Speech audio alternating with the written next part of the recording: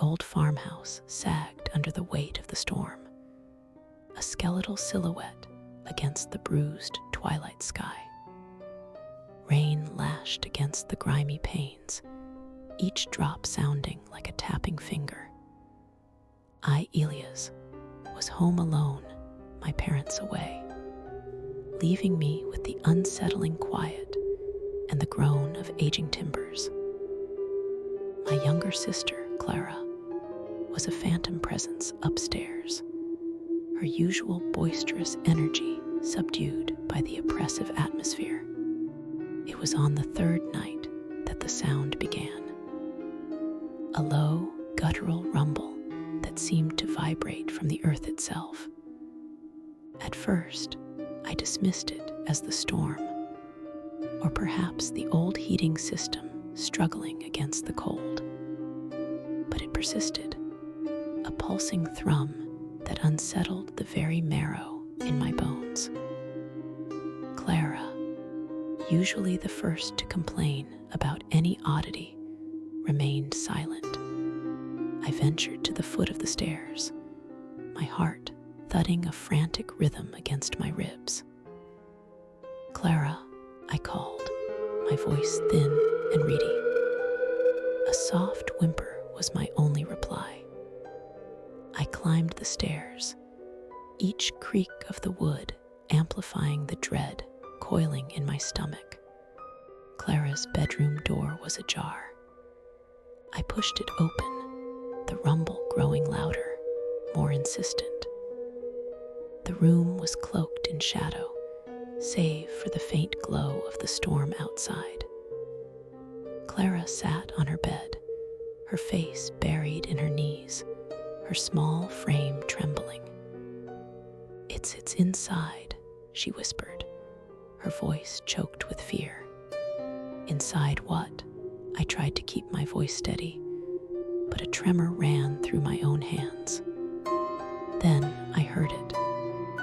Not just the rumble, but a scraping sound, as if something was dragging itself across the floorboards directly beneath us. It was slow, deliberate, and utterly terrifying. It was coming from the cellar. My parents had always kept the cellar door bolted from the outside. It was a place of cobwebs and forgotten things, a place we were forbidden to explore. Now, a chilling certainty settled over me. Whatever was making that sound was not forgotten. It was awake. The scraping stopped. A silence fell, more profound and terrifying than the noise that preceded it. Then, a soft, wet thud, followed by another. The sound was rhythmic, like a heartbeat, but wrong, distorted. Suddenly, Clara screamed. She pointed a trembling finger towards the wardrobe. A dark stain was seeping from beneath its door, spreading across the wooden floor like a viscous ink. It wasn't water. It was thick, and it had a faint, metallic smell. Panic seized me. I grabbed Clara's hand, pulling her towards the door. As we reached the landing, a guttural moan echoed from downstairs, accompanied by the distinct sound of splintering wood. The cellar door. It was being forced open. We raced down the stairs, our footsteps a frantic percussion against the rising cacophony.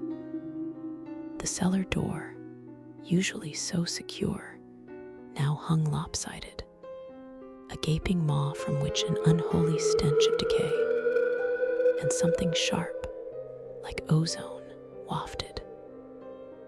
The rumble was back, louder now, accompanied by a wet, rasping breath. A shadow detached itself from the darkness within the cellar. It was tall, impossibly thin, its form indistinct, shifting like smoke. 2 points of malevolent red light glinted where eyes should be. It was dragging something heavy behind it, something that left a trail of that thing paused at the foot of the stairs, its head tilting as if sniffing the air. A low, rasping chuckle emanated from its unseen mouth, a sound that promised unspeakable agony. It began to ascend, its movements unnervingly fluid now, the scraping of whatever it dragged becoming a sickening thud with each step. I knew, with a certainty that chilled me to the bone, that this was no mere storm. This was something ancient, something hungry, and it had come for us. Hello, brave souls. I am Aqeela, and this is the Aqeela Files. You've just heard Elias' tale. Now ask yourself, are you truly alone in your own home tonight? Sleep tight,